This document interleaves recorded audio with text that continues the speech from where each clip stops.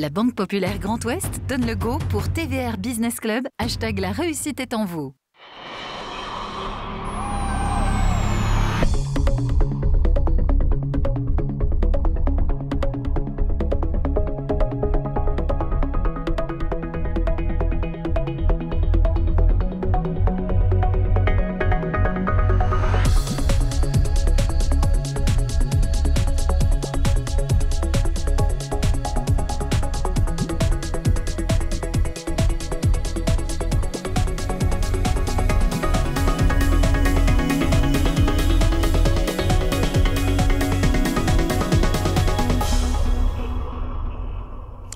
Bonsoir à tous, soyez les bienvenus pour ce nouveau rendez-vous du TVR BPGO Business Club où l'économie décryptée par ceux qui la font. Nous sommes très heureux de vous accueillir depuis Concarneau à l'occasion du trophée 2022 de la Banque Populaire Grand Ouest sur la route des îles du Ponant.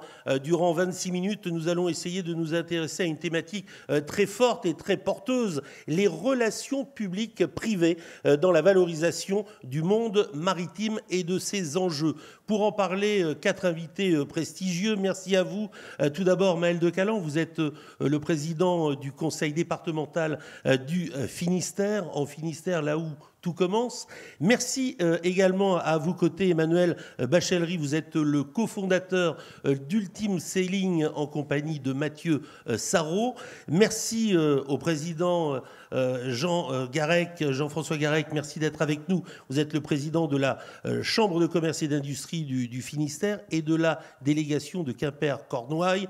Et à vos côtés, Maurice Bourrigaud, directeur général de la Banque Populaire Grand Ouest. Merci en tout cas à tous les quatre. On a vraiment un véritable terrain de jeu et un champ d'action pour à la fois parler public, privé, sans quoi rien n'est possible pour monter de très belles manifestations. Et on sait qu'elles sont particulièrement fameuses en matière de nautisme dans le département du Finistère. Une question à tous les quatre pour démarrer cet entretien.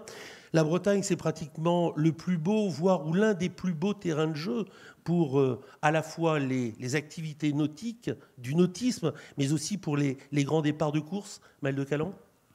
Oui, la Bretagne est l'un des plus beaux terrains de jeu. Je dirais même que le Finistère est probablement en Bretagne l'un des plus beaux terrains de jeu, l'un des plus complexes aussi, sur le plan des courants, des vents, des rochers qu'on y trouve. Mais c'est un territoire qui a, de manière assez surprenante, probablement parce qu'il y avait la conjonction du public et du privé, fait naître énormément de grands skippers. Il y a une densité de grands skippers à notoriété mondiale qui sont nés dans le Finistère, qui ont grandi dans le Finistère, qui sont entraînés dans le Finistère ou qui sont venus faire de la voile dans le Finistère, qui est complètement étonnante. Et donc, en dehors de notre façade maritime qui nous porte à aller sur l'eau, on a aussi réussi à créer une forme d'écosystème à base d'argent public, beaucoup pendant très longtemps, et d'initiatives privées très nombreuses, qui a fait du Finistère une usine à champions. On parlera de Port-la-Forêt, on parlera de cette vallée des fous qui vraiment est regardée à travers le monde par vraiment la technicité, la pointe et surtout tous ces sportifs de haut rang qui portent un peu nos couleurs. Président Garec, lorsque l'on regarde aujourd'hui ce périmètre Concarneau, la Cornouaille, le Finistère, on se dit qu'il y a vraiment le goût de l'entrepreneuriat avant tout ?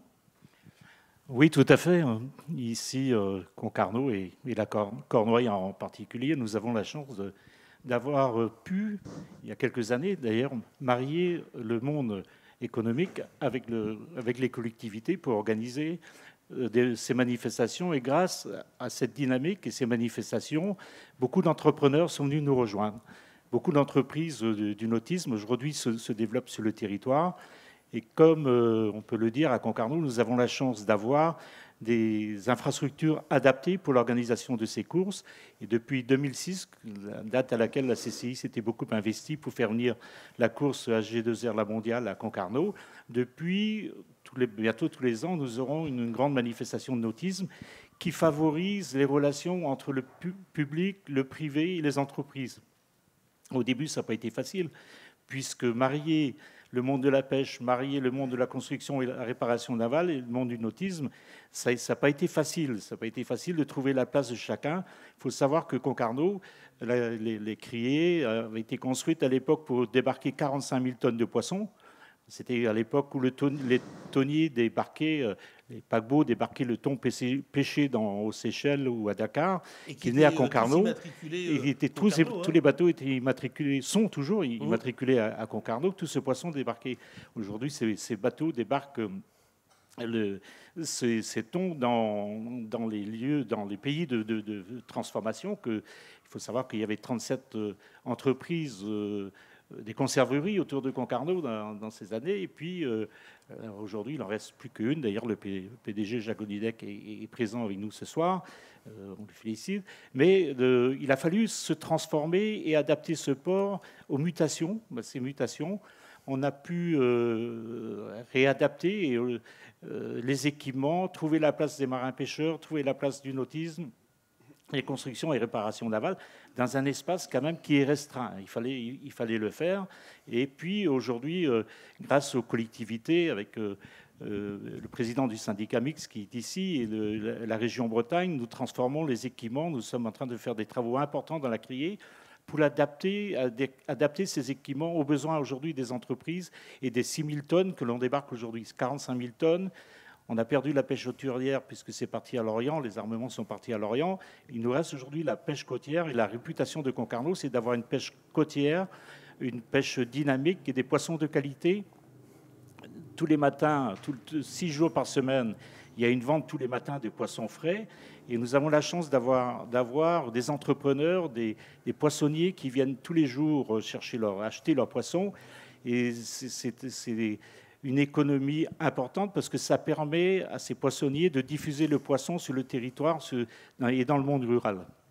Maurice Bourrigaud, directeur général de la Banque Populaire Grand Ouest, armateur depuis plus de 30 ans, acteur majeur au niveau de la voile, et on s'aperçoit que sans implication de l'économique, de l'acteur économique, eh bien, difficile de faire des choses. Vous, la mer, c'est forcément quelque chose qui est au cœur de vos préoccupations. C'est dans l'ADN de la BPGO et de la Banque Populaire ? C'est dans l'ADN de la Banque Populaire, oui. Et Jean-François Garec fait un peu un retour sur l'histoire.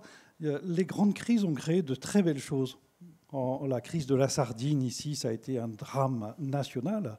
Absolument incroyable. Ça a créé un mouvement, par exemple, le Crédit Maritime est né à Quimper en 1906. Par exemple, la Sambo est née de cette crise également. Et puis, 73, 79, une grande crise pétrolière. 1983, le gouvernement crée l'économie mixte, la loi sur les SEM, les sociétés d'économie mixte. Et sans arrêt, il y a des accélérateurs qui font qu'on comprend que tout est interdépendance, ce qu'a du mal à comprendre le grand public parfois. On dépend tous les uns des autres. Mais surtout, c'est ce que ça nous enseigne, c'est qu'on cherche sans arrêt de la connexion, du voir ensemble, loin, et travailler ensemble, privé, public, et toute cette économie mixte, et aussi toutes les initiatives individuelles. Et là, on est ici parce qu'il y a eu une initiative individuelle avec Emmanuelle Bachellery, avec Mathieu Sarraut, et cette capacité de mobilisation et d'entraînement, c'est ce que je trouve absolument formidable. Il n'y a rien sans ça. Alors justement, se vivre ensemble, se faire ensemble, Emmanuelle Bachellery, avec Mathieu Sarraut, vous avez voulu depuis un an avec Ultime Sailing aussi partir, parce que c'est un monde que vous connaissez parfaitement tous les deux, le monde de la voile, de la course au large, le nautisme. Vous avez voulu aussi imprimer quelque chose de différent, de bien marqué pour aussi frapper les esprits ? C'est sûr que si on voulait créer quelque chose, on ne va pas faire pareil que nos petits camarades. On a essayé de faire un peu différent. Tous les événements qu'on produit et qu'on va produire ne se feraient pas sans ces trois-là. Voilà, c'est aussi simple que ça. C'est pour ça qu'on a souhaité vous réunir. C'est sympa. La petite singularité de la course au large, c'est que dans tous les sports, le football, le tennis, la Formule 1, vous avez des droits télévisés, vous avez de la billetterie. Il se trouve que la course au large, c'est une animation inter qui est gratuite. Et les collectivités et les partenaires privés y sont très attachés. et les télévisions ne payent pas encore pour diffuser des images. Donc il faut qu'on ait des financements autres, et les financements, ils sont dans le public et dans le privé. Sans eux, on ne peut rien faire. Emmanuel, il y a quelque chose aussi qui est important, c'est que lorsque l'on regarde une course comme ce trophée 2022 BPGO sur la route des îles du Ponant, on s'aperçoit qu'il y a un départ. Oui, il y a une arrivée, forcément. Mais entre-temps, vous, votre souhait, c'est de faire vivre un village, faire rencontrer les acteurs économiques, essayer d'être dans l'échange, le partage, être didactique. Alors on l'a souhaité comme ça parce que d'abord on veut innover partout, c'est-à-dire que dès qu'on voit qu'il y a une petite porte, on essaie de la pousser. C'est vrai que les villages ont tendance à vivre 8-10 jours avant les départs, et une fois que la course est partie, le démontage se fait quasiment automatiquement. Alors nous, on a pris le parti avec Mathieu Sarraud d'avoir un départ et une arrivée dans le même endroit, ce qui permet aux collectivités territoriales d'avoir le beurre et l'argent du beurre, puisqu'ils ont le départ et l'arrivée. Et au-delà de ça, ça nous permet de faire vivre pendant toute la durée de la course, qu'elle dure quelques jours ou quelques semaines, parce que les courses, on va faire des courses qui vont être un peu plus longues, mais donc de faire se rencontrer ces opérateurs privés et publics, parce qu'ils ne se parlent finalement qu'assez peu quand ils financent une opération. Et donc là, l'idée, c'est que toute la semaine, on a fait des tables rondes qui marchent de mieux en mieux, donc on est assez contents, qui permettent de partager des thèmes. Aujourd'hui, on avait un thème sur la RSE, il y avait 65 personnes ici qui ont écouté des experts en RSE, et puis ça permet aux uns et aux autres de comprendre mieux pourquoi une collectivité territoriale comme un département cofinance un événement de course au large, et ça permet de mieux comprendre pourquoi les élus ont besoin aussi de ces partenaires privés pour cofinancer ces courses au large qui, encore une fois, sans les deux parties, ne pourraient pas se faire.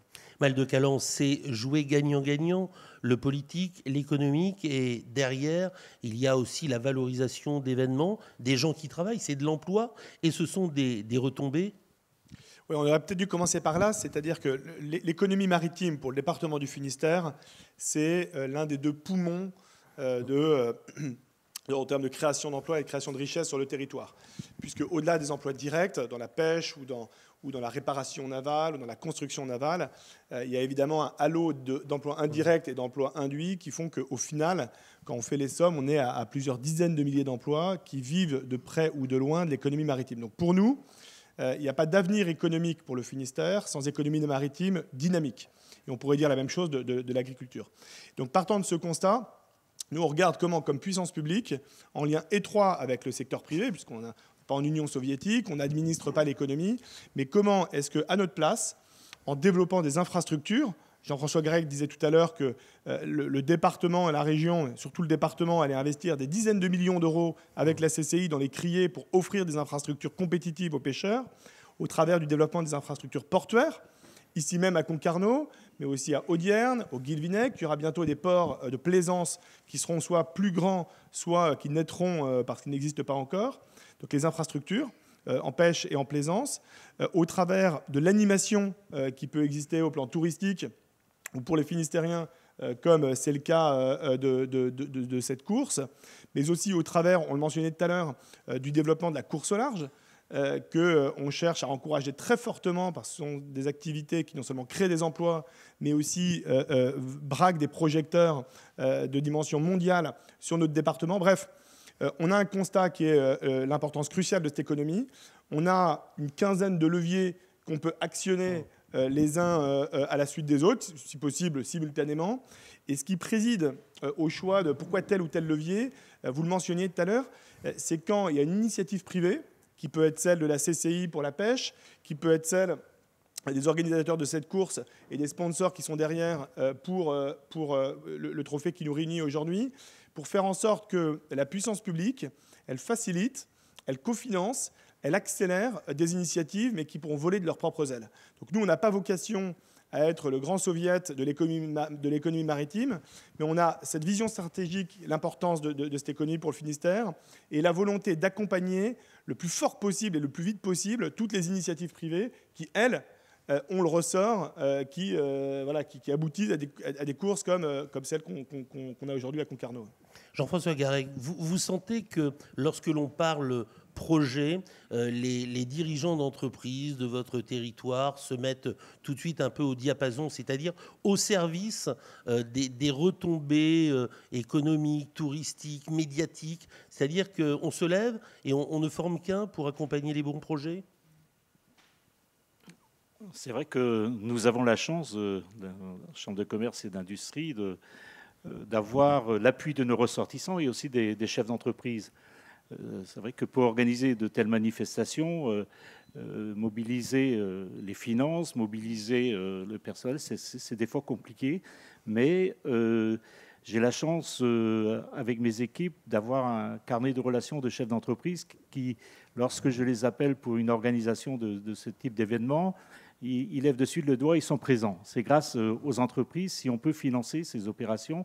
Et c'est pour ça que je suis très attentif à tout ce qui peut se passer au niveau du territoire et puis aux propositions qu'on nous fait pour les organisations.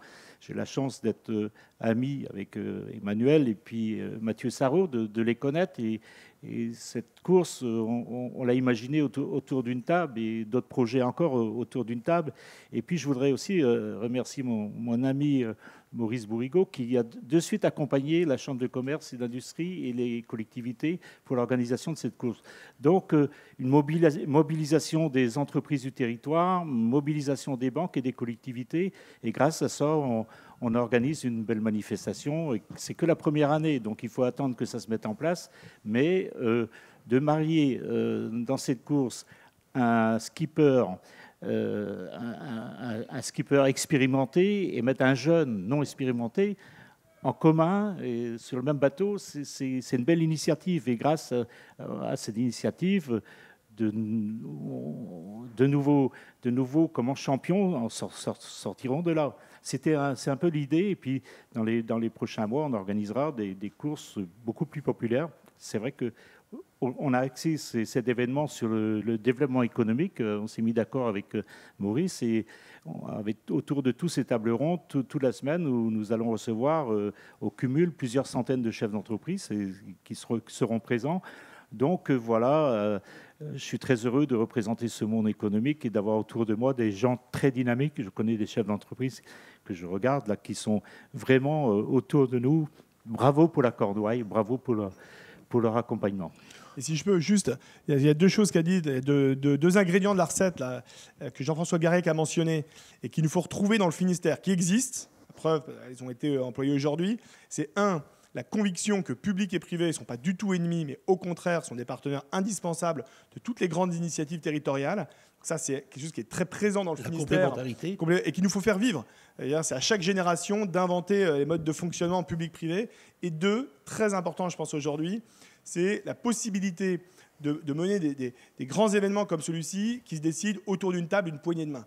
C'est que oui, il y a des contrats, il y a des conventions, ça peut prendre du temps, mais il y a un moment, si on veut agir de concert et que le public soit au rythme du privé, il faut que d'une poignée de main, comme ça a été le cas pendant des années dans le Finistère, on puisse faire naître, y compris des très grands projets qui coûtent très cher, mais qui avant tout reposent sur la volonté des hommes et des femmes qui les conduisent.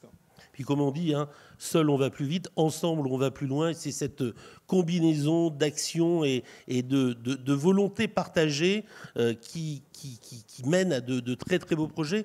Maurice Bourrigaud, la voile, elle fait rêver parce qu'une telle épreuve, on a vu, le départ était majestueux, il y avait du public, il y avait vraiment un très très beau départ. Derrière, il y a du rêve, il y a de l'émotion, et puis cette combinaison, skipper expérimenté, jeune, on est vraiment dans la construction intelligente. La transmission.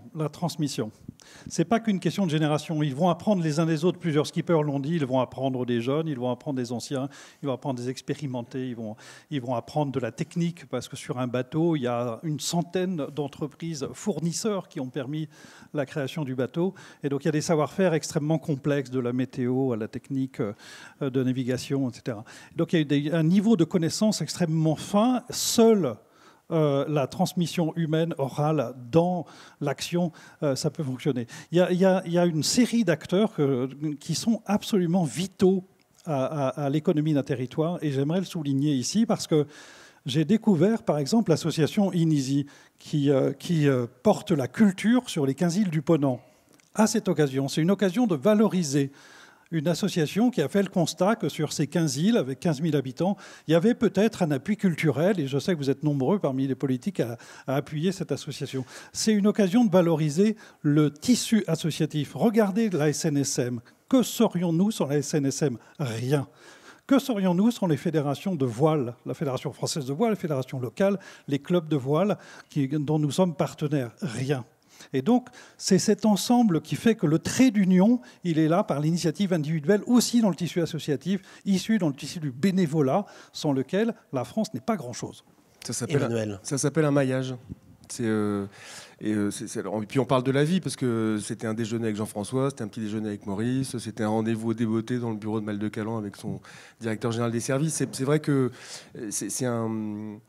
on a la chance de travailler sur un sport qui est magnifique, parce que c'est une machine à rêve. C'est-à-dire qu'un marin qui quitte un quai, ça développe tout de suite l'imaginaire de n'importe quel citoyen. Où est-ce qu'il va? Qu'est-ce qu'il va vivre? Dans quelles conditions il va naviguer? Qu'est-ce qu'il va rencontrer? Est-ce qu'il va revenir? C'est tout, et c'est pour ça que ce sport est magnifique. Je suis convaincu qu'il a un avenir avec un A majuscule. C'est que énergie fossile zéro. Pour construire les bateaux, c'est un peu plus, mais en tout cas, pour les faire avancer, zéro. C'est un sport mécanique de vraiment de très haute technologie, de très haute performance. Il se trouve qu'on a un savoir-faire en France, et de surcroît entre Concarneau et Vannes, où à peu près 95% de la course au large se fait, de ceux qui dessinent, de ceux qui construisent, de ceux qui naviguent, de ceux qui optimisent, de ceux qui skippent les bateaux. Tout se fait sur cette bande de terre. Tout le monde y habite d'ailleurs, il y a assez peu qui habitent ailleurs que là. Donc voilà, c'est un territoire qui est magnifique pour ça, vraiment. Et avec des bateaux, on le voit, les Figaro, qui sont de nouvelles catégories avec foil, ça permet encore d'aller beaucoup plus loin et d'avoir des bateaux qui permettent bon nombre d'épreuves à l'année. Ah, ça, le calendrier est chargé, oui. Ça, c'est sûr qu'il est chargé. Et c'est d'ailleurs, c'est pas sans poser de questions, parce que les financements sont pas, on peut pas dire, c'est pas la loterie, hein. Donc il faut harmoniser les calendriers. Ça, on le fait avec la Fédération française de voile, entre les différentes classes, parce qu'il y a aujourd'hui 6 classes de bateaux majeurs, des tout petits monocoques de 6,50 m jusqu'à ces fameux ultimes qu'on devrait retrouver pas très loin d'ici, dans pas très longtemps. On va rien dévoiler, mais enfin bon, ça devrait être au début du mois de juillet. Donc donc entre un petit bateau de 6,50 m monocoque et des multicoques de 32 mètres de long et 23 mètres de large, on a toute la palette de ce qu'on sait faire, de ce que savent faire les architectes jusqu'au chantier et aux navigateurs. Maël de Calan, on parle souvent de ce Finistère, département des records en voile. C'est vraiment tout bon en termes de communication? Oui, c'est tout bon, mais c'est quelque chose qu'on a hérité des générations, là, des années qui ont construit cette performance dans les années 80, 90 et au début des années 2000, et il nous appartient de faire vivre ce trésor, quoi. Tout à l'heure, tu évoquais que tout se passait entre Concarneau et Vannes. Il y a eu clairement pour le Finistère un peu de déprise, où le barycentre s'est un peu déplacé, un peu trop à mon goût, vers l'Orient. Charge au président de département que je suis, au président de la CCI, à tous les acteurs du Finistère, de faire en sorte que ce soit à nouveau dans la paix de Port-la-Forêt que s'invente, que se développe toute cette activité de course large, qui est effectivement, sur le plan des relations publiques, une chance, mais extraordinaire, dont je pense que les Finistériens n'ont pas conscience, si jamais on l'utilise à bon escient, avec des skippers qui sont des notoriétés mondiales, Jean Lecam, Armel Lecléache, Vincent Rioux, etc. Donc sur le plan de la visibilité, de la notoriété, du marketing territorial, qui doit être celui du Finistère, au service de tous les acteurs, collectivités, entreprises, etc. Mais qui est également, donc notoriété, mais également une filière économique à part entière, qui crée des dizaines et des dizaines d'emplois en Cornouailles. Président de Calan, il nous reste 1 minute, ça passe trop vite ce temps. Est-ce qu'il n'y a pas quand même une certaine déception de ne pas voir les JO de 2024 se passer dans ce théâtre merveilleux du Finistère? Si, bien sûr. Il y a une compétition territoriale qui a été engagée par mes prédécesseurs, qui a été perdue. Mais enfin, néanmoins, il y a d'autres batailles à engager. Il y en a une qui nous mobilise au conseil départemental, qui est celle des 2 prochains Vendée Globe, pour être sûr qu'il y ait un maximum de skippers finistériens, soit finistériens de naissance, soit finistériens de choix, soit finistériens d'entraînement qui soient sur la ligne de départ. C'est quelque chose sur lequel on est très concentré. Et puis à plus long terme, de faire en sorte que ce soit, je le redis, dans le Finistère, que s'invente la course au large des 20 ou 30 prochaines années. Merci en tout cas, ce sera le mot de la fin. Un grand merci à vous quatre, Maël de Calan, Jean-François Garec, Maurice Bourrigaud. Merci également à Emmanuel Bachellery. On était très très heureux de faire ce focus depuis Concarneau, où se court actuellement ce magnifique trophée 2022 Banque Populaire Grand Ouest sur la route des îles du Ponant. Merci en tout cas, on se retrouvera la semaine prochaine, toujours depuis Concarneau, avec une émission, vous le verrez, dédiée vraiment au grand chantier, car la technicité est vraiment bien présente sur ce territoire. Merci au public présent à l'occasion de ce TVR BPGO Business Club. Merci encore à vous toutes et à vous tous.